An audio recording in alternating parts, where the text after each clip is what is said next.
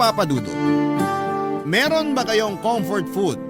Yung klase ng pagkain na kapag kinain ninyo, hindi lang kayo mabubusog kundi maibabalik pa kayo nito sa nakaraan.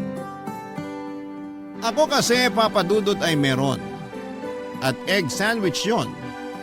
Pero bago ko ikwento kung bakit ay gusto ko munang bumati ng isang mapagpalang katanghalian sa inyong lahat at sa mga kabarangay natin. Ako po si Jing, 35 years old at nakatira dito sa Malate, Manila, kasama ang pamilya ko. Nadiskubre ko ang programa ninyo noong pandemic nang minsan akong nakapakinig ng isa sa mga storya ninyo online. Tapos nagustuhan ko po ito kaya hinahanap-hanap ko na.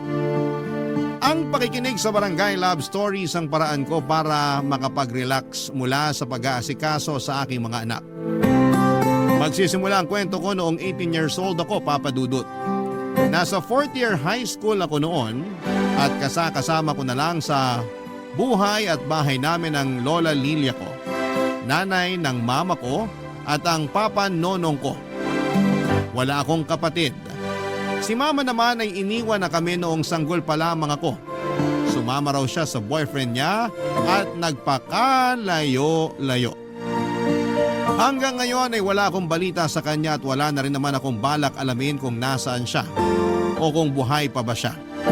Napatawad ko naman siya sa pang-iiwan sa amin pero ayoko nang makipag-ugnayan sa kanya kung bibigyan man ako ng pagkakataon, Papa Dudut.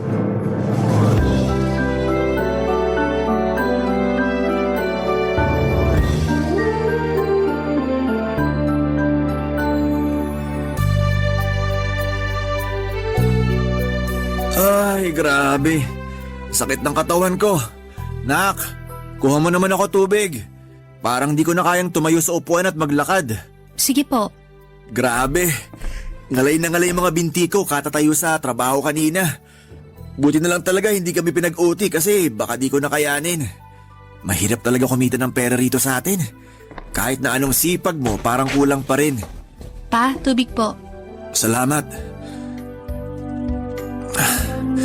Kaya ikaw, mag-aral kang mabuti para sa opisina yung maging trabaho mo. Matagal pa naman po yun, 18 pa lang po ako. Malapit na rin naman. Pero parang ayoko pa pong magtrabaho, nakakapagod kasi. Wala namang trabaho na hindi nakakapagod. Mas nakakadagdag lang talaga ng pagod yung mabigat ginagawa mo. Tapos maliit pa sweldo mo. Oo nga po pala, tuwing kailan sweldo nyo? Ha? Bakit mo naman natanong? Sige na po, sagutin nyo na lang. Kinsenas katapusan, bakit? Ayun, sakto. Bakit nga? Kasi po may sasabihin ako. Ano na naman yan, ha? Baka pagkakagasosan na naman yan. Opo, pero matagal pa naman. Parang 2 buwan simula ngayon. Sige, ano ba yan? Magkakaroon po uli kami ng tour bago yung graduation. Gusto ko pong sumama.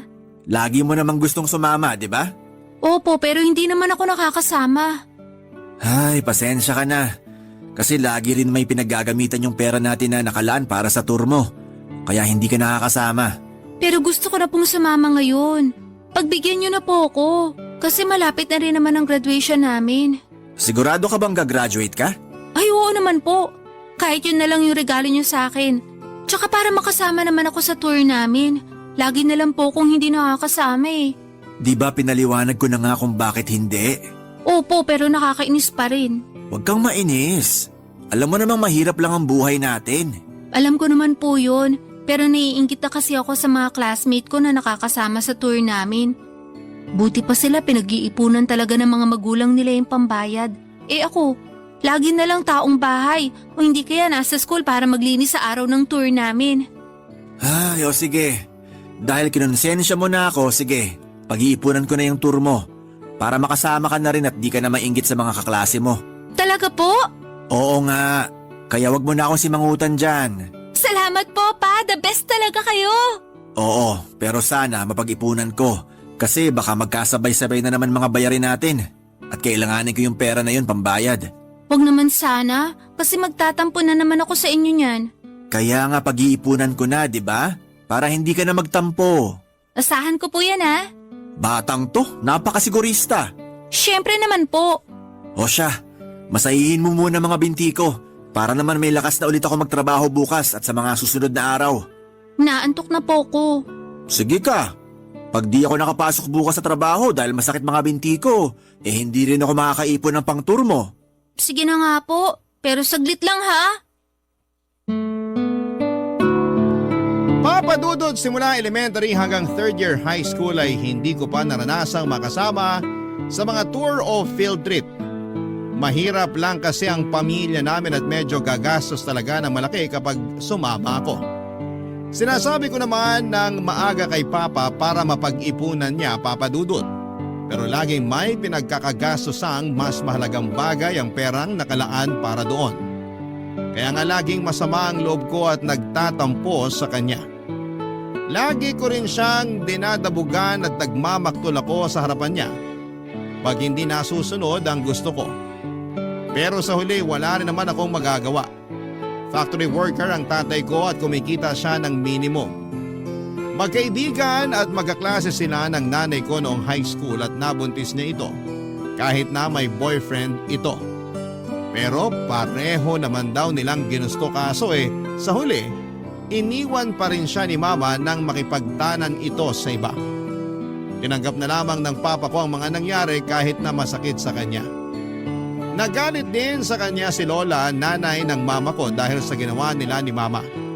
Kaya nagsorry si Papa kay Lola at nangako na aalagaan ako at palalakihin. Naawa naman si Lola sa sitwasyon namin noon dahil sanggol pa ako.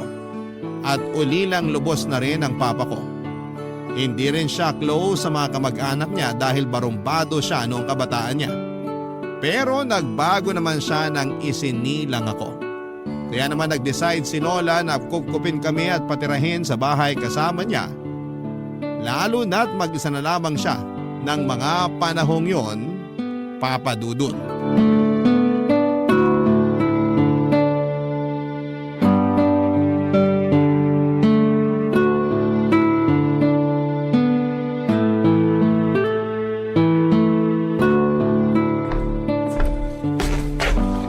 Laalis po ako. Oy! Sandali. Bakit po? Huwag mo akong maktulan. Hindi ako katulad ng papa mo na madadala mo sa pagganyan-ganyan mo. Umupo ka rito sa tabi ko.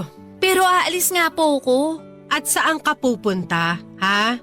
Sabado ngayon, wala namang kayong klase. Gagawa po kami ng project sa bahay ng kaklase ko. Gagawa raw. Baka naman tumatakas ka lang sa mga gawaing bahay kaya gusto mong umalis. Hindi po, grabe naman kayo. Ano? Grabe ako? Sinisigurado ko lang na hindi ka nagsisinungaling sa amin ng papa mo. Bakit ko naman po gagawin yun? Malalaman nyo rin naman yung totoo. Mabuti alam mo. Pero seryoso, may gagawin po kaming project ngayon. Kung gusto nyo, yung classmate ko pa ang magpaalam sa inyo. Hindi na kailangan. Paalisin din naman kita, pero mag-usap muna tayong bata ka. Hindi na po ako bata, 18 na po ako, dalaga na ako. Talaga lang ha? Dalaga raw pero madalas isip bata. Tungkol saan po ba yung pag-uusapan natin? Nalaman ko na gusto mo raw sumama sa tour ninyo. Opo, nakwento po sa inyo ni Papa? Oo. At nakwento rin niya yung sinabi mo sa kanya na pag hindi ka nakasama, magtatampo ka raw sa kanya. Tama ba yun? Ay, syempre. Nakakatampo naman po na lagi na lang akong hindi nakakasama sa tour namin. Simula elementary hanggang third year high school. Kaya ka naiinggit sa mga kaklase mo, ganon. Opo. Alam mo naman ang sitwasyon ng buhay natin, di ba? Alam ko naman po, pero… Alam mo naman pala, pero bakit ganyan ka pa rin mag-isip? Hindi naman po sa ganun. Hindi raw sa ganun, pero para ka pa rin bata na hindi naiintindihan ng sitwasyon ng pamilya natin. Baka nakakalimutan mo na kulang na lang magkanda-kuba kami ng papa mo sa pagtatrabaho para maitaguyod ka lang. Hindi ko naman po nakakalimutan yun. Kaya nga nag-aaral ako ng mabuti para masuklian ko yung pagsasakripisyo nyo.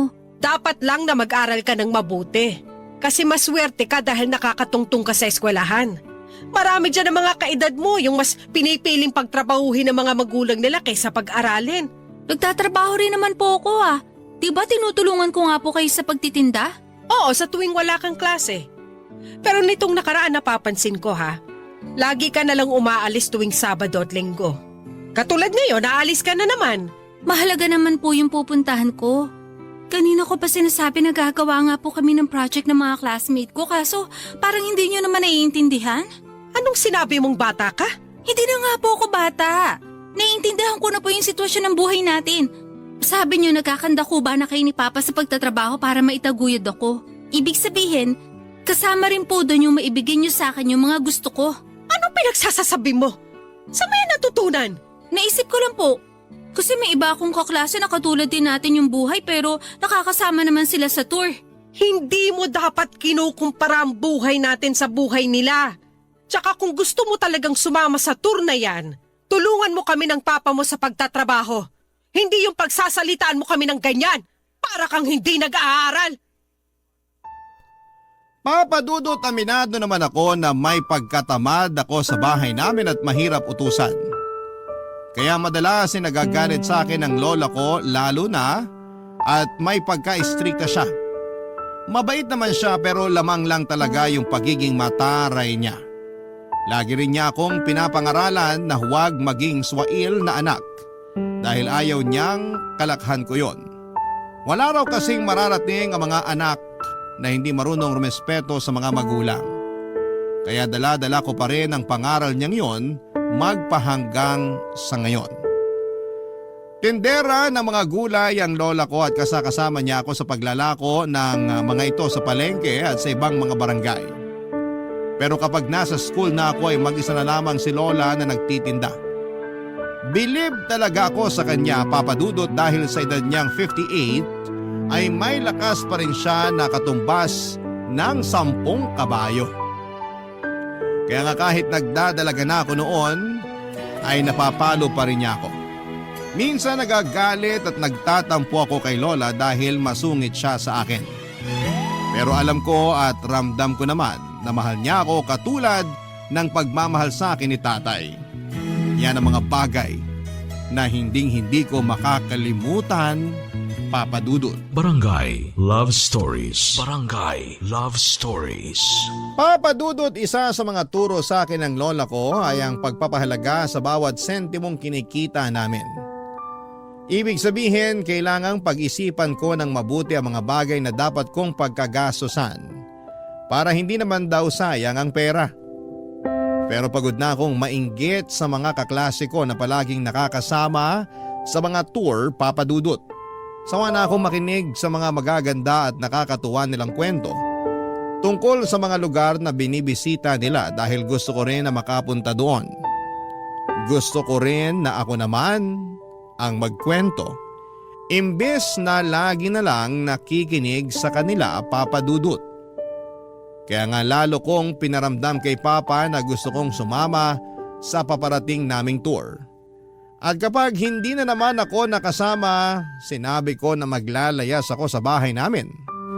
Natakot ang tatay ko na baka totohanin ko ang paglalayas, kaya naman sinabi niya ang pag-iipunan niya ang perang ipambabaya doon.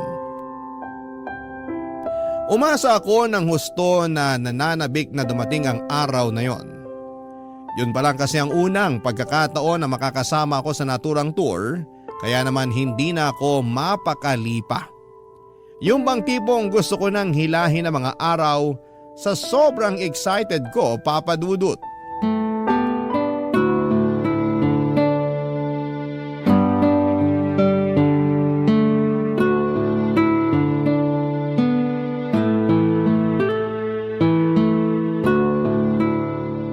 Pa, sa susunod na linggo na po yung tour namin.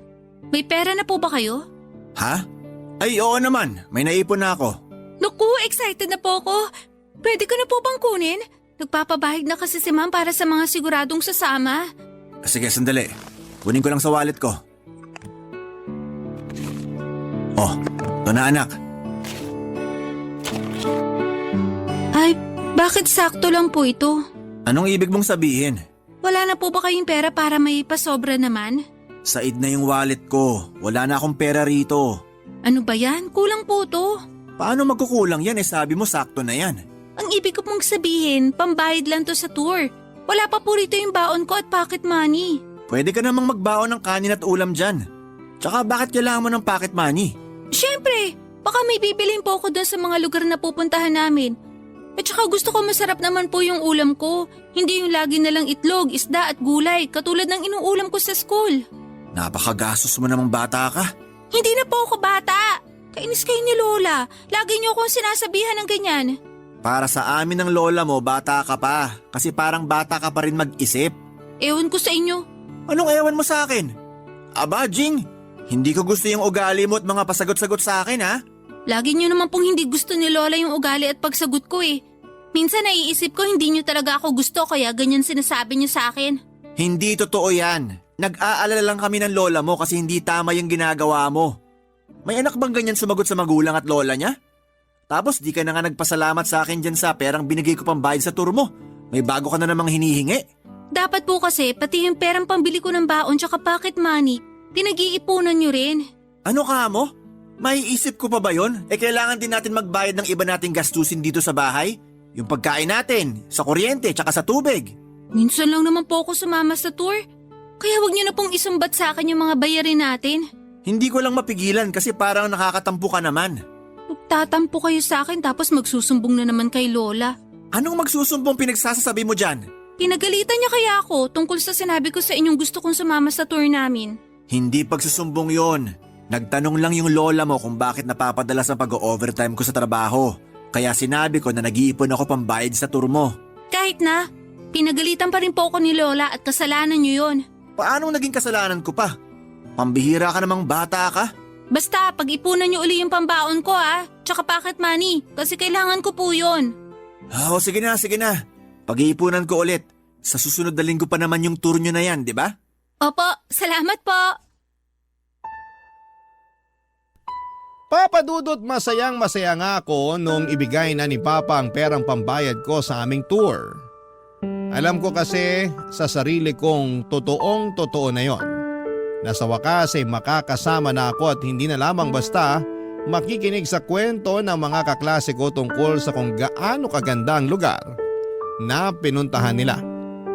Hindi nagtagal ay ibinigay na rin sa akin ng papa ko ang perang para meron akong pang pocket money. Kasama na rin doon ang pambili ko ng baon.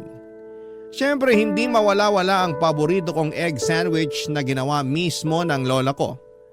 Kahit na naiinis sila sa akin ni Papa sa pagiging demanding ko, alam kong mahal nila ako at hindi nila ako matitiis.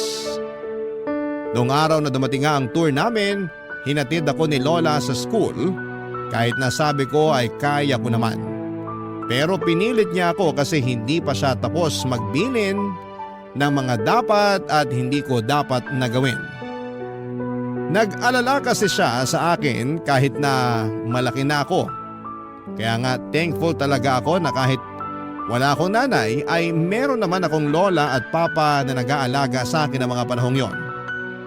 Oo, may mga pagkakataon pa rin na napapatanong ako sa sarili ko kung anong pakiramdam na magkaroon ng nanay katulad ng mga kaklase ko. Marami kasing bagay na hindi kayang gawin ng tatay ko na mga nanay lamang ang nakagagawa. Tulad ng pagtatali ng buhok ng maayos, paghahanda ng baon at kung ano-ano pa. Buti na lang talaga at nandyan si Lola kaya kahit papaano ay napupunan niya ang pangangailangan kong yon. Papa Dudut.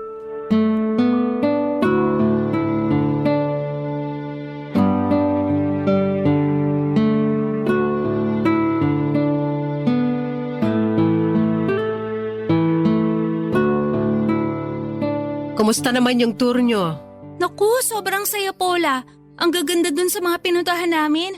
Hanggang ngayon hindi pa rin ako makapaniwala na kasama na ako sa tour. Magpasalamat ka sa tatay mo. Kasi kung hindi dahil sa kanya, hindi ka makakasama dyan. Nagpasalamat ako kay Papa. Okay na po yun.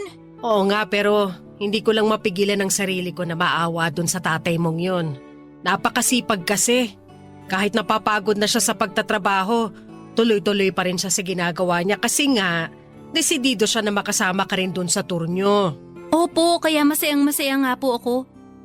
Pero napansin ko po, laging dinadaing ni Papa na sumasakit daw yung tiyan niya. Nasabi po ba niya sa inyo? Oo. Alam niyo po ba kung bakit? Sinabi niya wag ko na raw sabihin sa'yo kasi baka mag-alala ka raw. Mas lalo po ako mag-aalala kung hindi niyo sasabihin sa akin. Naisip ko nga na karapatan mo ring malaman lalo na tatay mo yun. Kaya nga sabihin niyo na po. Nung nagpa-check up siya, lumabas na nagka-ulcer siya. Kaya madalas na sumasakit yung tiyan niya. Pero huwag ka na masyadong mag-alala kasi niresetahan naman na siya ng gamot. Bakit naman po siya nag-ulcer? Hindi po ba siya kumakain sa tamang oras? Ganun na nga. Minsan hindi pa siya kumakain. Inamin niya sa akin yon kaya lalong lumala yung sakit niya. Bakit po? Kasi nagtitipid siya. Yung pera na pambili niya ng pagkain, niipon niya para maibigay sa'yo. Pambili ng baon at pang pocket money mo. Sinabihan mo raw kasi siya na sakto lang pambayad sa tour yung perang binigay niya, kaya hiningan mo pa siya. Totoo ba yon? Opo. Pero hindi ko naman po alam na hindi siya kakain para lang may maipang pambaon at pang pocket money ko. Hindi naman kasi tayo mayaman. Yung buhay natin di katulad ng mga kaklase mo na dalawang magulang nila yung naghahanap buhay. Oo, natutulungan ko ang papa mo sa pagtitinda ng gulay. Pero hindi naman pare-pareho yung kita ko. May mga araw na malakas, pero mas marami yung matumal. Tsaka, tumatanda na ako. Kahit na kaya ko pa naman, medyo nakakaramdam na rin ako ng mga sakit-sakit sa katawan. Kaya nga sabi ng papa mo, tumigil na ako sa pagtitinda. Ako naman yung may ayaw kasi gusto kong tumulong sa kanya dahil kawawa naman siya. Siya lang yung nagtatrabaho para sa pamilya natin. Dahil sa sinabi niyo parang nakonsensya naman po ako. Hindi ko sinabi yon para yan ang maramdaman mo. Gusto ko bumawi ka sa kanya kahit na sa mga maliliit na bagay na hinihingi niya. Tulad ng pagpapamasahe sa binti niya pag nangangalay siya. Pero mali pa rin yung inasal mo sa papa mo, ha? Dapat mas naging mapagkumbaba ka. At hindi yung lagi mo siyang minamaktulan. Alam ko naman na alam mo ang sitwasyon ng buhay natin. Kaya sana mas maging maunawain ka. Lalo na sa ama mo kasi ginagawa naman niya lahat para maibigay lang sa'yo yung maayos na buhay. Balang araw maiintindihan mo rin at pasasalamatan mo siya. Salamat po kasi sinabi niyo sa akin yung mga pagsasakripisyo niya. Lalo na para lang makasama ako sa tour namin. Tsaka sa inyo na rin kasi kahit lagi niyo akong pinagagalitan, alam ko na mahal niyo pa rin ako. Siyempre, apo kita kaya mahal kita. Ikaw na lang yung alaala na meron ako mula sa nanay mo simula nung umalis siya. Kaya nga nangako ako noon sa sarili ko na aalagaan kita. Kaya sana wag ka na rin masyadong maldita. Opo, sorry po ulit. O siya, tama na yan. Ituloy mo na lang yung kwento mo tungkol sa mga lugar na pinuntahan nyo. Para naman masaya yung pinag-uusapan natin. Papadudot, nalungkot naman ako matapos kong malaman ang dahilan kung bakit madalas ang pagsakit ng tiyan ni Papa. At mas nakonsensya ako nang sabihin sa akin ni Lola ang tungkol sa mga sacrifices na ginawa niya para lamang makasama ako sa tour namin. Tapos minalditahan ko pa ang tatay ko para lang masunod ang gusto ko.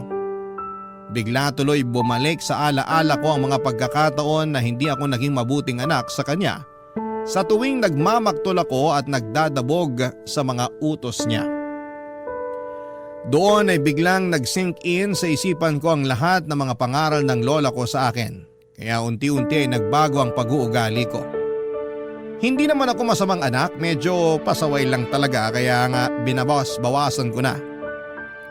Hindi rin ako madalas nagreklamo kapag inuutusan ako ni na Lola at Papa.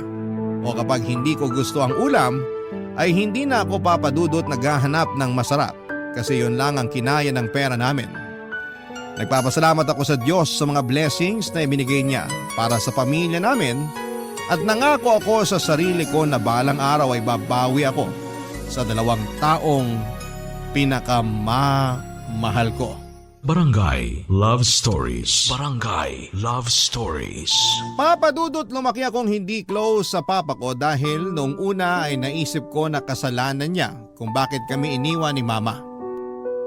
Tapos busy pa siya lagi sa trabaho kaya naman kaunti lang yung panahon niya na makasama ako at masubaybayan sa paglaki ko.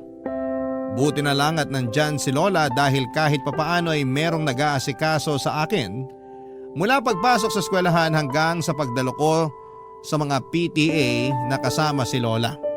Laging sinasabi ng lola ko na unawain ko na lamang ang tatay ko. Kasi nga siya lang halos ang naghahanap buhay sa pamilya namin. Lalo na noong tuluyan nang tumigil sa pagtitinda ang lola ko. At habang tumatanda ako ay naiintindihan ko na ang tatay ko kung bakit gano'n na lamang siya kapursigidong magtrabaho. Bukod sa ayaw niya kaming magutom ni lola, gusto niya rin na makaipon ng pera na pangkolehiyo ko. Nakita ko sa mga pagod niyang mga mata na mahal niya ako kahit na hindi niya yon madalas sabihin. Kaya naman naging inspirasyon ko sila ni lola para pagbutihin ang pag-aaral ko at nagbunga ngayon nang makapagtapos ako sa high school ng may karangalan.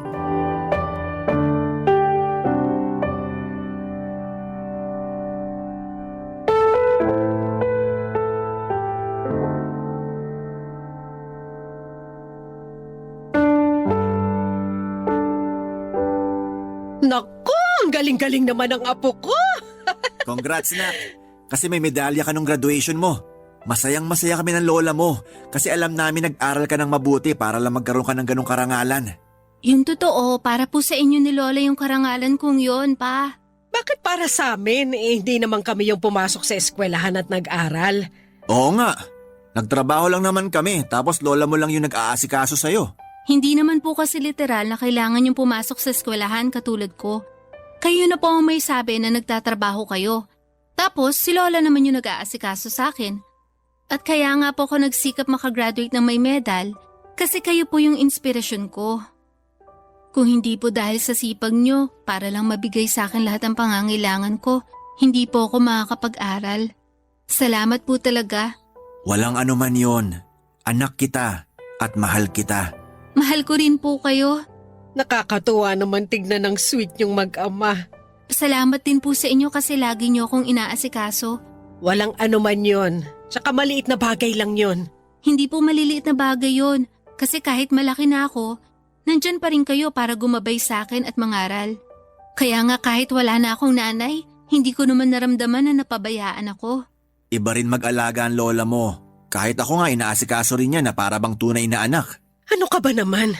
Sa tinagal-tagal ng pagsasama natin dito sa bahay, paanong hindi kita tatratuhin parang tunay kong anak? Mabait ka at mabuti kang magulang kay Ching. Tapos nakita ko rin sa iyo yung determinasyon na mabigyan siya ng maganda at maginhawang buhay kahit na mahirap lang tayo.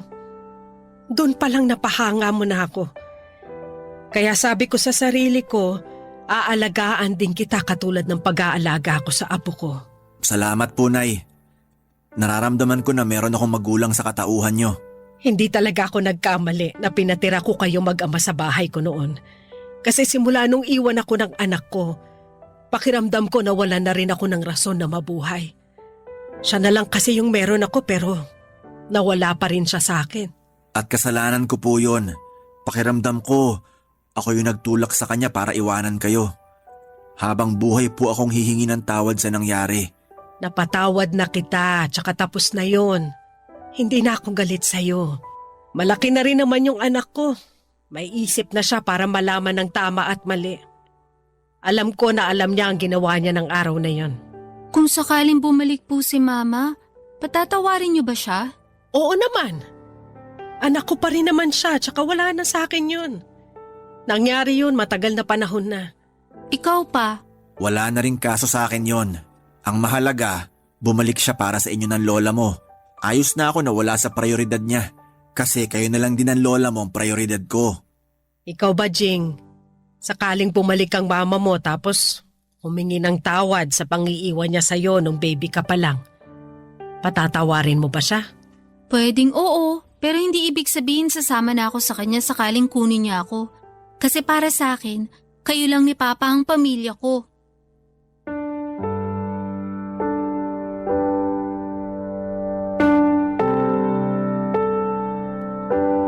Papadudot lalo kong napatunayan na hindi lang mabait ang papa ko. Mapagmahal pa siya at maalalahanin. Patunay na nga doon yung mga panahong pinili niya akong panindigan at alagaan kahit na iniwan ako ng sarili kong ina.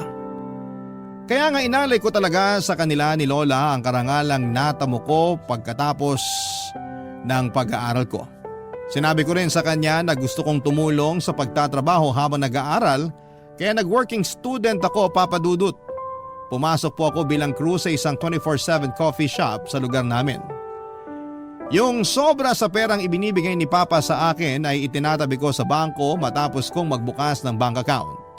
Proud sa akin si na Lola at Papa dahil malaki na raw ang pinagbago ko. Hindi na ako yung dating pasaway at spoiled na anak. Pero masasabi ko pa rin na nandun pa rin yung pagiging maldita ko na naman ako kay Lola. Kapag sinasabi ko yon sa kanya ay laging tumataas ang kilay niya kasi mas maldita pa rin daw ako. Natatawa na lamang ako kapag naaalala ko yon at kahit nga college na ako noon ay lagi pa rin akong ginagawa ng baon ng lola ko. Kasama na nga doon yung paborito kong egg sandwich. Kumuha po ako, Papa Dudut, ng kursong AB English. Pinagbuti ko talaga ang pag-aaral ko hanggang sa makapagtapos muli ako ng may karangalan. Lahat ng yon ay alay ko kina Lola at Papa. Natatandaan ko na sobrang excited ako na dumating ang araw ng graduation ko. Hindi ko pa kasi sinasabi sa kanila na may medalya ko. Tuwang-tuwa sina Papa at Lola matapos nilang malaman na may karangalan ako noong araw ng graduation ko. Proud na proud sila sa akin, pero mas proud ako sa kanila dahil sa mga sakripisyo nila.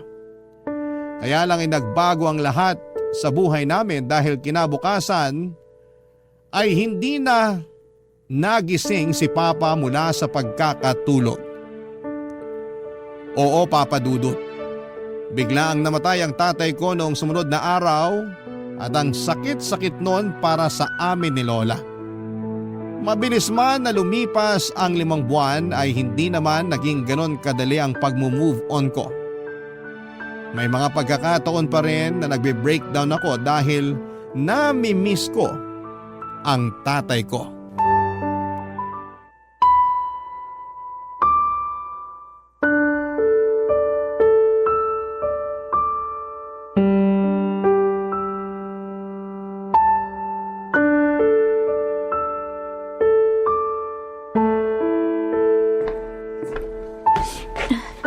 Umiiyak ka na naman ba, Jing? Sorry La, hindi ko lang mapigilan. Namimiss ko lang si Papa tapos baka malapit na rin ang period ko kaya ito na naman yung hormones ko. Ayos lang yun. Namimiss ko rin naman ang papa mo eh. Bakit naman po kasi ganun? Anong bakit ganon? Kasi kinuha siya agad sa atin ng ganun kabilis. Parang ang saya-saya lang natin ng graduation ko tapos kinabukasan biglang wala na siya.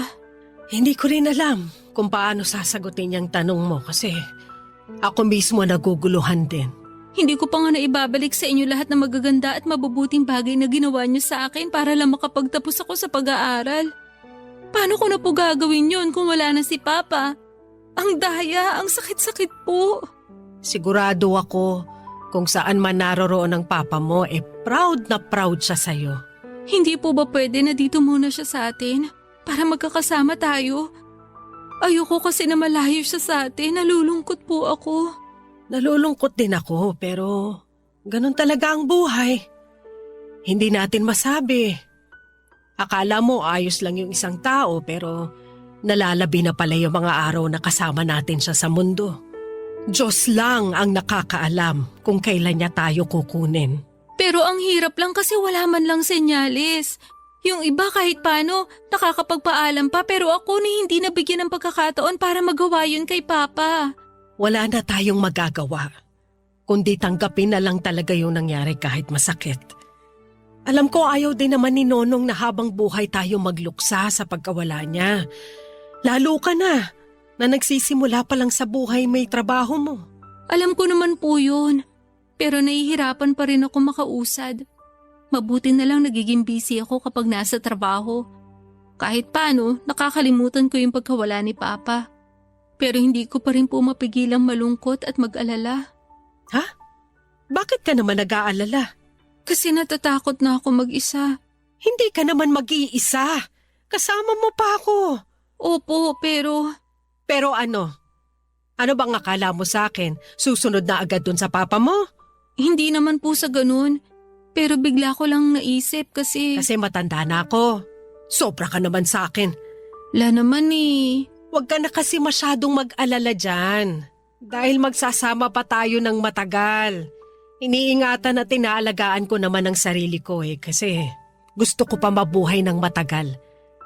Lagi rin ako nagdarasal sa Diyos na sana wag muna niya akong kunin para may makasama ka pa. Ako rin, yun din ang lagi kong dasal. Kasi marami pa po tayong gagawin na magkasama. O yun naman pala Kaya wag ka na mag-isip ng kung ano-ano dyan. Basta tandaan mo, hanggat nandito ako, hindi ka mag-iisa. Hanggat nabubuhay ako, merong kang makakasama. Baka maiyak na naman ako niyan. Ikaw talaga? Tahan na. Lagi ka na lang umiiyak. Ayaw ng papa mo niyan. Gusto niya kahit wala na siya, lumaban ka pa rin. Magpakatatag ka. Dahil may maganda pang buhay na naghihintay sa'yo sa hinaharap. Papa Dudut, alam ko na may mga araw na malungkot. Meron din na masaya. At hindi naman palaging mabigat ang nangyayari dahil meron ding mga araw na magaan. At kapag nakakaramdam ako ng lungkot sa tuwing naaalala ko ang pagkawala ng papa ko ay lagi ko na lamang iniisip ang mga masasayang alaala na kasama ko siya noong nabubuhay pa siya. Mahal na mahal ko si Papa at masaya ako kasi nabigyan ako ng pagkakataon na makasama siya bago siya nawala sa piling namin ni Lola. Sa kasalukuyan ay may asawa na ako at mga anak. Wala na rin si Lola dahil noong nakaraang taon lamang ng 2023 ay pumanaon na siya, Papa Dudut. Pero masaya ako kasi nakasama ko pa siya ng matagal-tagal at nasaksihan niya pa na ikasal ako at nagkaanak. Kahit papaano. Panatag na ang puso ko na nasa mabuti silang kalagayan ng papa ko nang magkasama. At sa tuwing nami-miss ko sila ay nagluluto ako ng paborito nilang pagkain na naging paborito ko na rin para naman lagi ko silang naaalala. Hanggang dito na lamang po, Papa Dudut, ang sulat ko at maraming pong salamat sa inyong programa sa Barangay Love Stories. Sakaling mapili po ninyong i-ere ang istorya ko. Naway kinapulutan po ito ng aral at inspirasyon ng mga kabarangay natin. God bless po sa inyong programa, ang inyong kapuso at kabarangay, Jing. Dear Papa Dudut, sabi ng mama ko, iwasan ko raw masangkot sa magulo at komplikadong sitwasyon. Kasi mahirap na raw lusutan yun at sigurado ako na ako lang din ang mapiperwisyo. Pero minsan ay mahirap labanan ang sarili lalo na kung gustong gusto mo ang isang bagay o tao. Kahit na alam mong pangit sa paningin ng iba ay gagawin mo pa rin. At yan ang napagnaanan ko sa kwento na gusto kong ibahagi sa inyong programa na Barangay Love Stories. Pero bago ako mag-umpisa, itago nyo na lang po muna ang pangalan ko sa pangalang Martus. Kaka 31 ko lamang nitong August at taga Mandaluyong. Nagtatrabaho ko sa isang BPO company at wala pang sariling pamilya. Pero noong 29 years old ako ay nagkaroon ako ng girlfriend na mas bata sa akin ng 6 na taon. Bali 23 years old siya noon, na itago na lang natin sa pangalang Bridget. Naging magkatrabaho kami at doon na rin nagkakilala. Maganda si Bridget, kalog at palatawa. Bagay na nagustuhan ko sa kanya.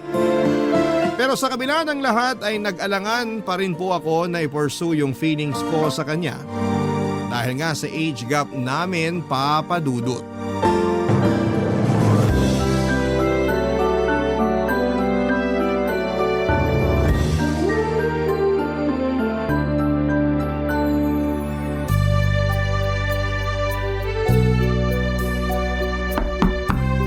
Kuya, ako to, si Pio.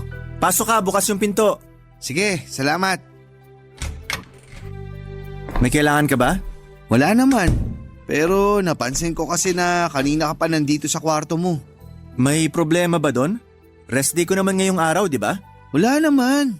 At alam ko namang rest day mo. Baka nasanay lang ako na lagi kang lumalabas tuwing ganitong araw. Alam mo na, para makipag-date. Mag-happy-happy. Ang tagal na nun bro. Parang kaedad mo pa ako eh. Ilang taon ka na nga ba ulit? 25. Ayun, so bale 4 years ago pa yun. Tsaka may girlfriend pa ako nun. Ngayon wala naman ako mailalabas. Kayo lang nila mama at papa pag gusto nyong gumala. Grabe, 4 years ka na palang single. Hindi ka ba nabobore? Bakit naman ako mabobor? Sarap kaya sa pakiramdam na walang sakit ng ulo. Hindi naman lahat ng babae sakit ng ulo. Hindi ko naman nila lahat. Tsaka wala akong sinabing sakit sila ng ulo, no? Ang punto ko rito yung pakikipagrelasyon mismo. Kung ganyan tingin mo sa pakikipagrelasyon, ibig sabihin, hindi ka pa nakaka-move on sa ex mo na nang iwan sa'yo dahil nabuntis ng ibang lalaki. Tama ba? Bakit naman siya napasok sa usapan? Happily married na yung tao. Alam ko, pero alam ko rin na nasaktan ka talaga ng gusto dahil sa nangyari. Kahit naman ako, galit pa rin sa ex mong yun. Ang tagal-tagal nyo na, kasal na lang kulang sa inyo pero hindi ka pa niya nahintay. Hindi rin naman siya sigurado kung may hinihintay siya noong mga panahong yun. Anong ibig mong sabihin? Hindi pa kasi ako handang magkaroon ng sariling pamilya. 25 pa lang kami noon. Para sa akin, bata pa yon. At gusto ko pang i-enjoy yung mga panahong kami pa lang yung magkasama. Kaso gusto na niya magkaanak kami. Ilang beses kong sinabi na ayoko pa. Kaya siguro naghanap siya ng iba. Talaga? Hindi ko alam yan ah. Bakit ngayon mo lang sinabi? Hindi ko pa kasi matanggap na may kasalanan rin ako noon. Galit na galit pa naman ako sa kanya. Sinisi ko rin siya pero kung naging handa lang sana ako, hindi siya maghahanap ng ibang lalaki. Hindi niya ako iiwanan. Mahirap naman kasing pilitan na maging handa ka. At least, honest ka na ayaw mo pa. Siguro, hindi lang talaga kayo yung itinadana sa isa't isa. Bakit ba napunta sa aming dalawa yung usapan? Alam nga namang sa aming dalawa, kayo yung mag-ex, di ba? Ex na nga, di ba? Past is past. Huwag na nating pag-usapan kasi tapos na yon. Pero wala ka pa ba talagang nagugustuhan? Ha? Kung wala ka pa ba akong nagugustuhan? Actually, meron na. Sabi na eh. Pero komplikado kasi… Pamilyado. Naku, lagot ka kay na mama at papa. Sira! Patapusin mo muna ako, pwede? Sorry na, na-excite lang. Sige na, dali. Bakit komplikado? Kasi katrabaho ko siya at mas bata siya sa akin. Gaano ka bata? 23 years old. Bale, 6 years age gap namin. Grabe ka naman. Yung iba nga dyan, more than 6 years, ayos lang. Walang problema. Saka adult na yung 23 ha. Hindi na yun alagaing bata o menor de edad. Yung tungkol naman dyan sa trabaho nyo, uso naman yan eh. Make sure lang na hindi maaapektuhan ng love life nyo yung mismong trabaho nyo. Kasi diyan ka sasabit. Sa bagay, marami nga doon lantaran pa yung pakikipagrelasyon. Wala namang sinasabi ang management. Basta hindi ka lang papatol sa may asawa. Walang problema dun. May kasabihan nga na age doesn't matter, di ba? Oo. Saka ngayon ka na lang ulit nagkagusto sa isang tao. 4 na taon ka ng single. Malay mo, siya na pala yung the one. Tapos pinalagpas mo lang kasi natatakot ka o nag-aalinlangan ka. Wala naman ako nakikitang problema.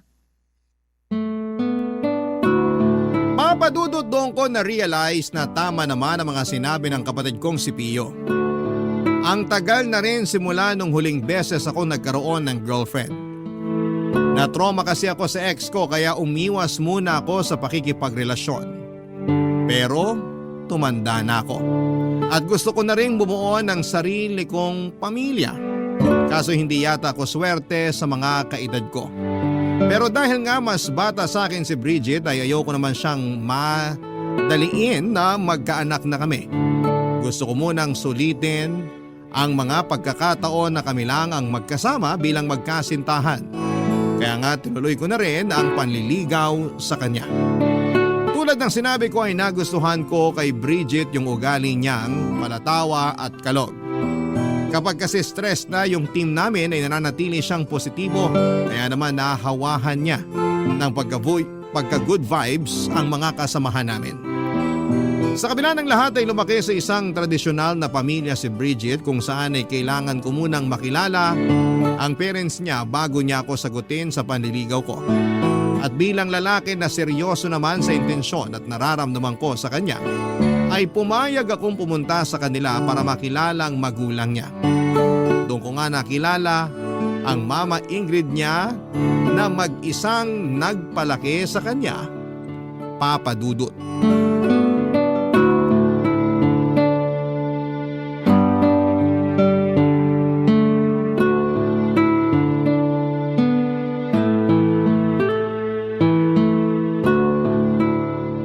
Ilang taon ka na nga ulit, Martos? 29 po. Ganun ba? Hindi halata sa itsura mo, ha? Salamat po. Sabi sa'yo, ma, mukhang bata pa rin si Martus eh. Hindi naman ako tutol kahit na ano pang itsura niya, anak. Lalo na kung gusto mo at mahal mo yung isang tao. Pero syempre, kailangan makilala ko muna kung sino yun. Salamat po. The best talaga kayo. Ikaw ba, Martos? Wala ka pang asawa? Di ba sinabi ko na po na single siya? Gusto ko pa rin kumpirmahin sa kanya mismo, no? Nako, wala po akong asawa. Eh anak, Wala rin po. jowa, Yung anak niyo po, kung sasagutin niya ako. Hoy, baka makurot ako ni mama. kukurutin talaga kita ang harot-harot mo. Sorry na po, si Martus kasi. Pasensya ka na kung ganito ako magtanong. Ayoko lang kasi mapunta sa maling lalaki tong unika iha ko. Alam mo kasi, nag-iisang anak ko yan sa pagkadalaga. Kaya mahal na mahal ko yan. Nakwento nga po ni Bridget na kahit wala siyang papa, sapat na raw po yung pagmamahal na galing sa inyo. Oo, kasi binuhos ko talaga sa kanya lahat-lahat ng pagmamahal ng dalawang magulang kahit na nag-iisa ko. Kaya nga mahal na mahal ko si mama kasi never na rin siya nag-boyfriend o nag-asawa. Talagang nakafocus na lang siya sa pagpapalaki niya sa akin. Ganun ba? Nakakabilib naman yun. Nung pinanganak ko kasi si Bridget, 17 years old pa lang ako. Wala pa akong alam sa pagiging nanay. Tapos hindi pa ako pinanagutan nung nakabuntis sa akin. Eh hindi ko na rin hinabol, baka tumanda ako ng maaga. Hinayaan ko na lang at sinabi ko sa sarili ko na gagawin ko lahat, mapalaki lang ng maayos yung anak ko. Di na rin ako nag-boyfriend o nag-asawa kasi natatakot ako na baka mangyari sa kanya yung mga napanood ko noon sa balita. Yun bang ginagawa ng masama ng mga stepfather yung anak-anakan nilang babae? Ayokong mangyari yun kay Bridget. Mas kakayanin ko pang mabuhay ng walang lalaki kesa mawala o mapahamak ang anak ko. Hindi naman po lahat ng lalaki, ganun. Saka malaki na ako. Anong ibig mong sabihin? Naisip ko lang na pag nagkaasawa ako o nagkaroon kami ng pamilya ni Martus, bubukod na kami tapos maiiwan na lang kayong mag-isa dito sa bahay. Kaya baka panahon na para tumanggap kayo ng manliligaw para makasama niyo pagtanda. Kasasabi ko lang na kaya kong mabuhay ng walang lalaki. Saka ayoko na magkaanak. Tanda-tanda ko na para magbuntis at mag-alaga ng bata, no? Grabe naman sa matanda. Eh hindi nga po halata sa itsura niyo. Bakit ba napunta sa akin yung usapan? Di ba dapat tungkol to sa inyo ni Martos? Ayaw nga po, no? Okay lang po yun. Naaaliw naman akong panoorin yung pagbabangayan nyo. O siya, basta ipangako mo lang sa akin na hinding-hindi mo sasaktan, lolokohin o paiiyakin ng anak ko. Kasi pag nangyari yon, ako talagang makakalaban mo. Nagkakaintindihan ba tayo? Opo, tita. Pinapangako ko po na mamahalin ko si Bridget.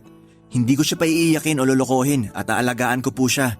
Dahil sa mga sinabi mo na panatag na ako na nasa mabuting lalaki ang anak ko. Naman eh. Bakit ba? Siyempre anak kita at mahal kita. Walang ina ang gustong mapahamak ang anak niya.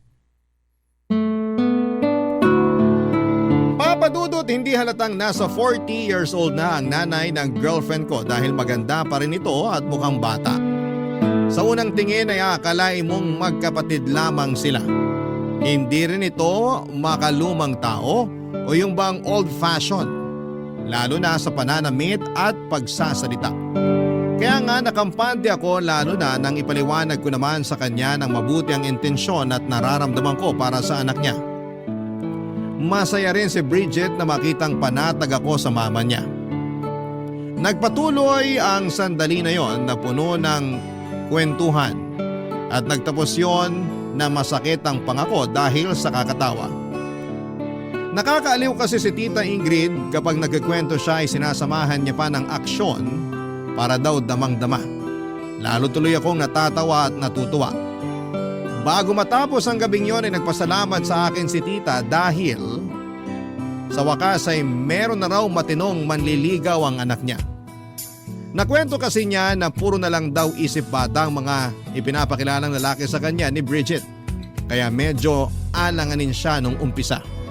Pero ngayon na nakilala niya ako ay mukhang nakampante na si tita sa akin. Barangay Love Stories. Barangay Love Stories. Papadudot ng sumunod na araw ay sinagot na ako ni Bridget. Kaya naman masayang masaya ako. Lagi na rin akong pumupunta sa bahay nila dahil ini-invite ako ni Tita Ingrid. Gusto raw niya ako na makaklose lalo na at kasintahan ko na ang anak niya. Wala namang problema sa akin kasi hindi naman siya masungit at hindi rin intimidating. Sa katunayan ay masaya ako at excited kapag pumupunta sa kanila. Kitang-kita ko kasi ang tiwala at approval niya sa relasyon namin ng kanyang anak. Mabilis na lumipas ang 2 buwan ay lalo kong nakilala ang ugali ni Bridget. Nandun pa rin naman ang mga bagay na nagustuhan ko sa kanya tulad ng pagiging positibo, masayahin at kalog. Pero na-realize ko na napaka-energetic niya at extrovert. Samantalang ako ay introvert kaya aminado ako na may mga pagkakataon na hindi ko matapatan ang energy niya. May mga bagay kasi siyang gustong gawin na hindi ko naman gusto papadudot.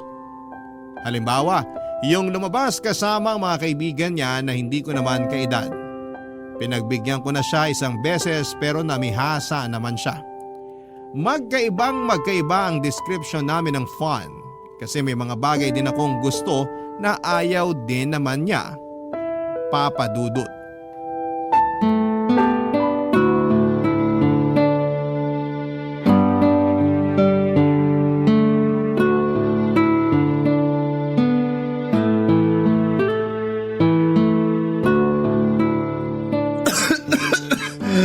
Kuya, masama na yung ubo mo ah. Patingin ka na kaya sa doktor. Ayos lang ako. Naambunan kasi ako kahapon kaya eto, inuubo ako. May sipon na nga rin ako eh. Hala, baka may lagnat ka na rin yan. Wala pa naman pero masama na pakiramdam ko. Uminom ka na ba ng gamot? Oo, kanina pa. Inaantok na nga ako eh. Baka kailangan ko lang ng pahinga. Mabuti pa nga. Basta, babalik ako rito para i-check ka ha. Magluluto si mama ng sopas para may makain ka pagising mo. Sige, salamat. Alis na ako. Dumaan lang ako para kumustahin ka. Magbabasketball muna ako. Pagaling ka. Okay, salamat.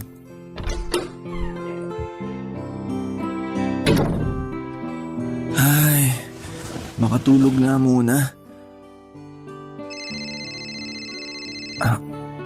Bakit kaya tumatawag si Bridget? Hello? Hello, bebe ko? Di ba sabi ko wag mo akong tawagin ng ganyan? Ikaw naman, ang KJ mo eh. Ang cute-cute kaya ng bebe ko. Anong gusto mo? Lovey-dovey? Mas lalong ayoko. Ganyan ba talaga ang matatanda? Parang walang katamis-tamis sa katawan? Okay na sa akin yung mahal. Ayoko nun, masyadong common. Sige, bahala ka na. Salamat, bebe ko. Ay, may iba tayo. Tumawag na ako kasi di ka sumasagot sa text and chats ko eh. Akala ko ba nasa inyo ka lang? Oo nga. Masama lang pakiramdam ko kaya di ko kayang mag-phone. Sumasakit mata ko pag tumitingin matagal sa screen kahit naka-on na yung reading mode. Ganun ba? Sayang naman yung araw kung nandiyan ka lang sa bahay nyo. Mabuti pa samahan mo na lang ako. Sinabi ko na masama nga pakiramdam ko, di ba? Inuman mo na lang yan ang gamot. Uminom na ako. Pero saan ka na naman ba pupunta? Makasaan ka naman? Nakalimutan mo na no. Nagpaalam ako sa iyo kagabi. Sorry, lutang lang. Sabi ko magbabar hopping kami ng former high school classmates ko. Tuloy naman yun pero nagsabi kasi sila na isasama daw nilang mga jowa nila. Sa lagay ako lang walang kasamang jowa mamaya. Pero... Sige na, sumama ka na. Sige ka, manlalalaki ako para lang may mapakilala sa kanila. Yan ang wag na wag mong gagawin. Kaya nga, sumama ka na. Mamaya pa naman yun, mga 8:00. Pwede ka pang matulog para makapagpahinga ka. Mag-alarm ka na lang pero gumising ka ng mga 6:00. Bakit naman ang aga? Siyempre, susunduin mo pa ako dito sa bahay, no? Hindi ba talaga pwedeng hindi ka pumunta? Hindi, saka nakauuna ako. Matagal na namin yung pinlano kasi di nagbabangga mga schedule namin. Ayoko naman mag-back out. Saka para maipakilala na rin kita sa kanila. Hindi ko pa ba sila nakilala? Ang dami ko na kasing minute na mga kaibigan at dating kaklase mo, kaya nalilito na ako. Hindi pa. Bagong batch sila, classmate ko sila nung second year high school. Yung nakilala mo, classmate ko nung third year. Ah, ganun ba? Oo, kaya asahan kita mamaya ah. I love you, bebe ko. I love you too. Bakit walang bebe ko? Sige ka, tampo ko. I love you too, bebe ko. Huwag ka na magtampo. Okay, see you later. Papadudot mukhang seryoso si Bridget nang sabihin niya sa aking manlalalaki na lamang siya kapag hindi ko siya sinamahan sa bar hopping nila. Natakot ako at naisip ko na mabuti na rin na nandun ako para mabantayan ko siya. Kaya nga kahit masama ang pakiramdam ko ng araw na yon ay sumang-ayon na lamang ako sa gusto ng girlfriend ko.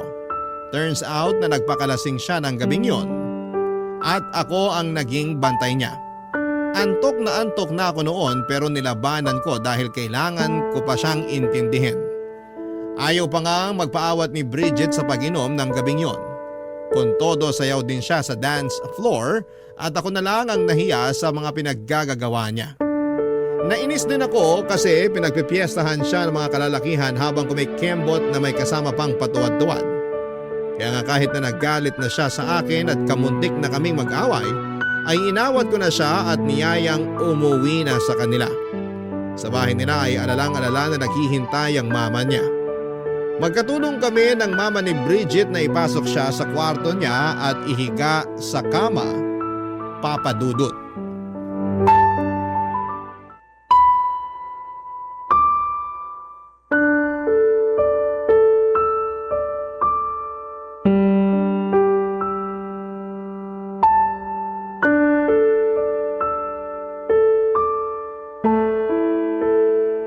Ano ka ba naman, bata ka? Bakit ka nagpakalasing? Hindi na po ako bata, ma. 23 years old na po ako. Bata pa rin yun, no? Pasalamat ka andun si Martos para bantayan ka. Pero sana hindi ka pa rin uminom ng marami. Pagbigyan niyo na ako. Minsan lang naman kami magkita-kita ng mga high school classmate ko eh. Ang akin lang naman, paano kung mapahama ka dahil dyan sa kalasingan mo tapos… Kasama ko naman po si Martus. Siya po nag-alaga sa akin, kaya huwag na kayong mag-alala. Safe na safe po ko na nakauwi dito sa bahay. Hindi ka na nahiya sa boyfriend mo? Bakit naman po ako mahihiya? Isabi niyo nga po, boyfriend ko naman. Kahit na. Ano na lang ang sasabihin niya sa'yo? Nalasinggera ka? Hindi kita pinalaki ng ganyan. Huwag na po kayo masyadong magalit. Sige kayo, baka tumaas yung presyon nyo. Ma, bukas nyo na lang po ako sermonan. Inaantok na ako.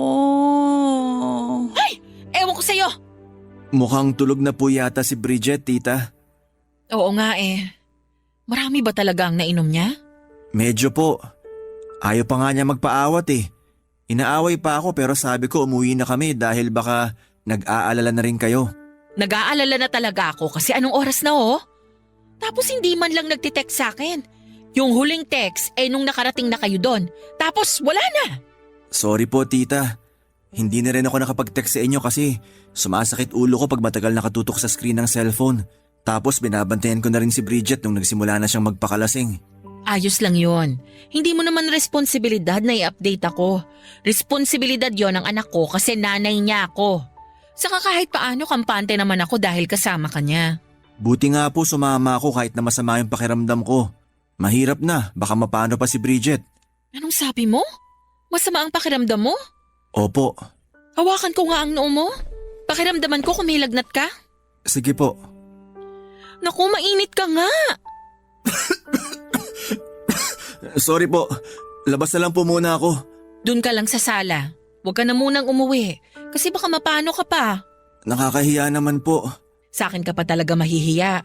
Para namang ibang tao ka pa, boyfriend ka ng anak ko. Saka 2:00 na ng madaling araw. Alanganing oras na yan. Dito ka na lang matulog. Doon ka sa sofa. Malapad naman yon at saka malambot. Sigurado po ba kayo? Kasi pwede naman ako mag-book ng sasakyan. Oo, sigurado ako. Huwag ka na mag-book. Baka wala rin namang dumating. Ang gawin mo, magsabi ka na lang sa mga magulang mo o sa kapatid mo na dito ka na muna makikitulog sa amin. Para naman hindi sila masyadong mag-alala. Sige po, salamat po. Ako nga ang dapat magpasalamat kasi ligtas mong naihatid sa bahay tong anak ko. Sana wag kang magsawa sa kanya kasi hindi naman yan ganyan kapasaway. Baka naimpluwensyahan lang ng mga barkada kaya medyo tumitigas ang ulo. Pero pagsasabihan ko na lang siya pag nahimasmasan na. Nakikinig naman yan sa akin. O sige na, pumunta ka na dun sa sofa. Dadalhan na lang kita ng unan sa kakumot. Aasikasuhin ko lang muna si Bridget tapos pupuntahan na kita doon. Okay po. Salamat po ulit. Walang anuman. O siya, mauna ka na ron. Susunod ako doon sa sala. Papa Dudut, hindi maganda o gaga sa pagpapasalamat sa akin si Tita Ingrid dahil ligtas kong naihatid sa bahay nila ang anak niya. Masaya naman ako kasi alam kong nagampanan ko ang pagiging boyfriend ko kay Bridget. Pero dahil sa mga nangyari, lalong sumama ang pakiramdam ko ng gabing yon. Bagay na napansin naman ni Tita, kaya hindi na niya ako pinauwi pa. Sa halip ay pinagpahinga na lamang niya ako at pinatulog sa sofa nila sa sala. Pagkatapos niyang asikasuhin ang anak niya ay ako naman ang inasikaso niya. Binigyan ako ng gamot ni Tita Ingrid pagkatapos kong kainin ang niluto niyang mainit-init na sabaw. Pinagalitan pa nga niya ako kasi pinabayaan ko raw ang sarili ko. Pero nabanggit ko sa kanya na umaga pa lamang ay masama na ang pakiramdam ko at napasama lamang dahil sa paglabas namin ni Bridget. Kahit na hindi ko naman sinisisi ang girlfriend ko ay malaking factor pa rin ang pamimilit at pangungonsensya niyang samahan ko siya dahil may gagawin siyang hindi maganda pag hindi ko siya sinamahan. Mabuti sana kung hindi niya alam pero sinabi ko rin naman sa kanya na masama nga ang pakiramdam ko. Kaya si Tita Ingrid na lamang ang humingi ng dispensa sa ginawa ng kanyang anak, Papa Dudut. Barangay Love Stories. Barangay Love Stories. Papa Dudut, bago ako natulog ng gabing yon ay mukha ni Tita Ingrid ang huling nakita ko. At mukha rin niya ang unang bumungad sa akin paggising ko. Naramdaman ko rin ang malamig niyang palad na sinasalat ang noo ko kaya nagtulog-tulugan muna ako at hinintay na matapos siya. Buti hindi niya napansin na gising na talaga ako ng mga oras na yon. Nang masigurado niyang buwaba ng lagnat ko ay masaya siyang pumunta sa kusina para magluto ng almusal namin. Bumangon na rin naman ako pagkalipas ng ilang minuto. Nauna na kaming kumain ni Tita Ingrid kasi masarap pa ang tulog ni Bridget. Nangako siya sa akin na sisermonan niya ang girlfriend ko pagising.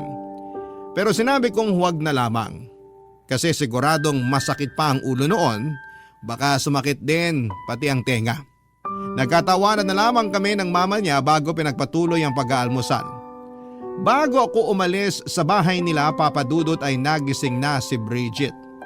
Pero hindi ko siya nakausap ng matino dahil lutang pa siya at may hangover. Kaya ang nangyari, natulog na lamang siya ulit pagkatapos ko siyang pakainin. Nang sumunod na araw ay hindi man lang nagsorry sa akin si Bridget sa pagsama niya sa akin kahit na masama ang pakiramdam ko. O magpasalamat man lang dahil naihatid ko siya ng ligtas sa bahay nila. Mabilis na lumipas ang 3 buwan habang lalo kong nakikilala ang girlfriend ko ay unti-unti kong nare-realize na hindi pala talaga kami compatible sa isa't isa. Bukod sa ugaling niyang napakaisip bata, walang konsiderasyon at happy-go-lucky ay mukhang hindi naman niya talaga ako mahal. Paano'y lagi na lamang niya akong tinatakot na manlalalaki siya para masunod lamang ang gusto niya. Tapos may pagkakataon na parang hindi boyfriend ang turing niya sa akin sa harap ng mga barkada niya. Mas madalas ay alalay o utosan at hindi ko na yon nagugustuhan pa, Papa Dudut.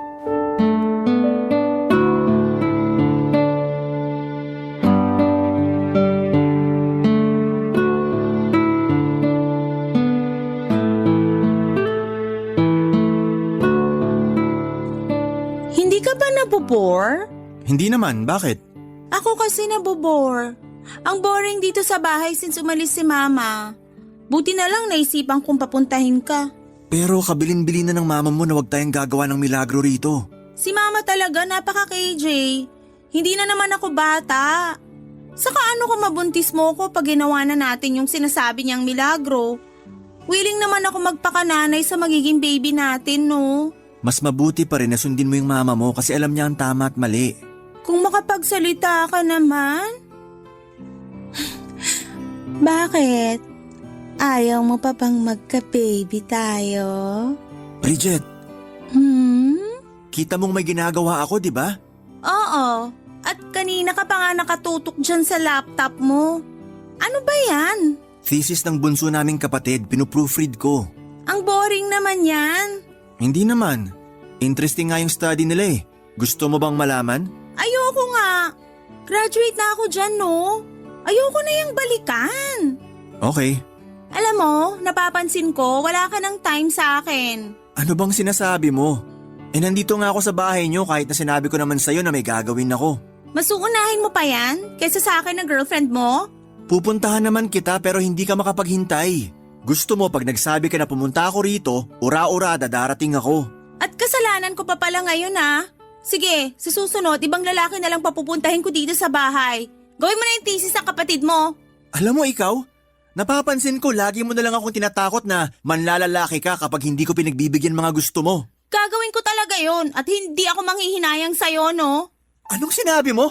Sabi ko, manlalalaki ako at hindi ako manghihinayang na iwan ka kasi ang boring mo palang maging boyfriend. At ako pa talaga yung boring?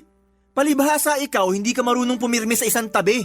Gusto mo laging umaalis, umiinom at gumigimik. Anong masama dun? You only live once, kaya live life to the fullest. Hindi naman sa lahat ng pagkakataon dapat ganyan yung mindset mo. Anong gusto mo maging mindset ko? Yung katulad sa'yo? Laging nasa bahay? Minsan lang lumabas? Mahilig magbasa ng libro? In short, boring na tao. Nung una pa lang naman alam mo na ganyan yung personality ko. Pinilit ko naman mag-adjust simula nung maging girlfriend kita. Pero ikaw yung hindi marunong mag-adjust para sa akin. Akala mo kasi kapag pumirmi tayo sa bahay, nakakulong na tayo. Ganun naman talaga yun. Palibasa, matanda ka na, kaya ganyan ka mag-isip. Anong sinabi mo? Matanda ka na, kasi ganyan yung mga kilala ko matatanda. Gusto na lang sa bahay, ayaw nang lumabas kasi nakakapagod daw at gagastos na naman. Grabe, bakit ba ngayon ko lang na-realize yun? Magkaiba tayo ng gusto sa buhay. Siguro nga tama ka. Pero pagod na ako mag-adjust para sa'yo. Di wag, hindi ka naman kawalan. Kaya ko sarili ko. Aalis ako, bahala ka dyan. Saan ka naman pupunta? Wala ka na doon. Total ayaw mo naman ako samahan. Diyan ka na lang sa thesis ng kapatid mo hanggang mamuti mata mo. Papa Dudut, umalis si Bridget ng bahay nila at hindi ko alam kung saan siya nagpunta.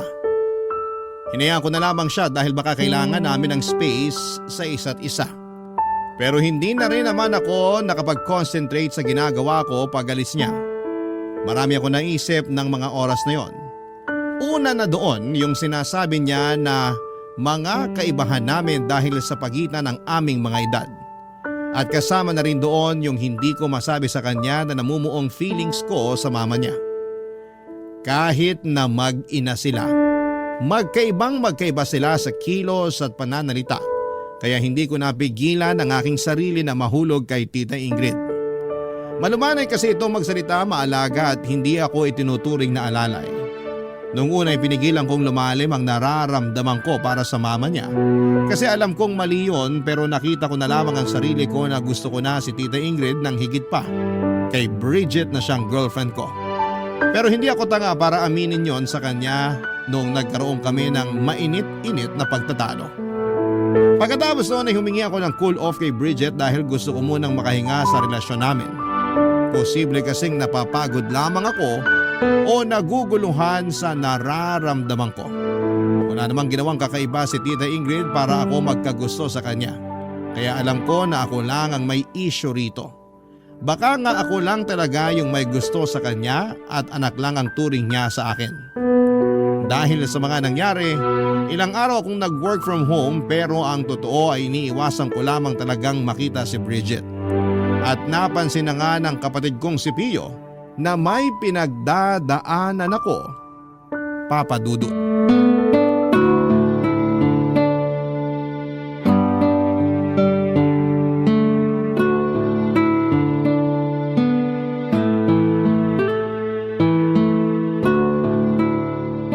Buti pwede mag-work from home sa inyo kahit hindi na pandemic, no? Hindi naman mahigpit sa amin. Tsaka basta nagagampanan mo yung trabaho mo ng maayos, walang kaso kahit nasaang lupalop ka pa nagtatrabaho. Naks naman! Lipat na lang ako sa inyo, kuya. Change career na ako. Sira, Joke lang. Yung totoo, pumunta talaga ako rito sa kwarto mo para makipagkwentuhan since tapos na naman duty mo. kilala kita. Hindi mo lang basta gustong makipagkwentuhan. Sige na, ano ba talagang kailangan mo? Hindi naman kita uutangan eh. Hindi ko naman naisip yun. Masyado kang mapanghusga. Siyempre. Ano na nga kasi yung kailangan mo? Break na ba kayo ni Bridget? Hindi pa. Hindi pa. Bakit parang alanganin naman yung sagot mo? Hindi pa kami break. Pero humingi ako ng cool off. Cool off? Ipapunta na rin yun sa breakup. Unofficial pa nga lang. Mukhang tama ka nga. Hindi ko na kasi alam kung paano pa magsisimula ulit sa relasyon namin. Ano ba kasing nangyari? May ginawa ba siya sa'yo?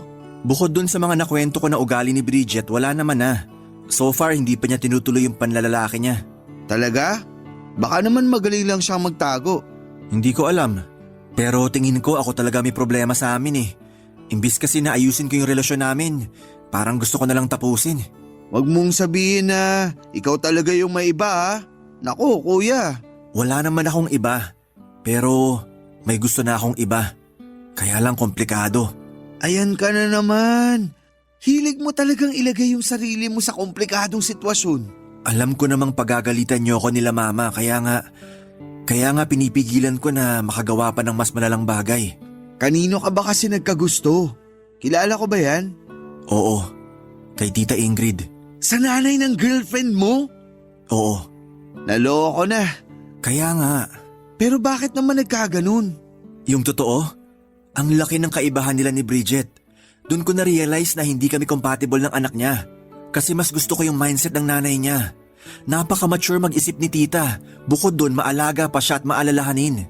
Malayong malayo kay Bridget na kulang na lang gawin akong utusan niya. Mahilig pang mamilit na gawin ko yung isang bagay na gusto niya kahit na ayaw ko. Pero alam mong mali na magkagusto sa nanay ng girlfriend mo. Kaya tigilan mo yan. Alam ko naman yun. Kaya nga humingi ako ng cool off kay Bridget para mapag-isipan ko kung ano yung tamang gawin. Wala rin naman silang alam tungkol sa nangyayari sa akin. Ikaw lang ang pinagsabihan ko. Salamat kasi sinabi mo. Para kahit paano, mapayuhan kita. Ipapaalala ko lang sa'yo na kung kaya mo pang umalis sa sitwasyon na yan, umalis ka na. Huwag ka nang sumugal kasi alam mong matatalo ka lang. Saka magulo yan. Huwag mong sirain yung relasyon ni Bridget sa mama niya. Huwag mo silang pag-awaying mag-ina. Ayoko rin naman mangyari yon kasi mahal na mahal nilang isa't isa. Kaya nga ikaw na lang yung lumayo. Yun yung tama na pwede mong gawin. Tungkol naman kay Bridget, mag-usap kayo. Sabihin mo sa kanya yung nararamdaman mo. Aminin mo na hindi mo na siya mahal. Tapos, maghiwalay na kayo. Kalimutan mo na rin yung mama niya. Wag mo nang kakausapin si Tita Ingrid kahit na siya pa yung mag-insist sa'yo. Kasi pag ginawa mo yun, baka lalo mong mailagay yung sarili mo sa mas komplikado pang sitwasyon. Tandaan mo yung kabilin-bilinan sa atin ni Mama. Wag nating ilalagay ang sarili natin sa komplikadong sitwasyon dahil tayo lang din yung mahihirapan. Minsan, may mga feelings na hindi na dapat pinipursue. Papa Dudut, pagkatapos ng usapan namin yon ni Pio ay aaminin kong naliwanagan ako sa tama at dapat kong gawin.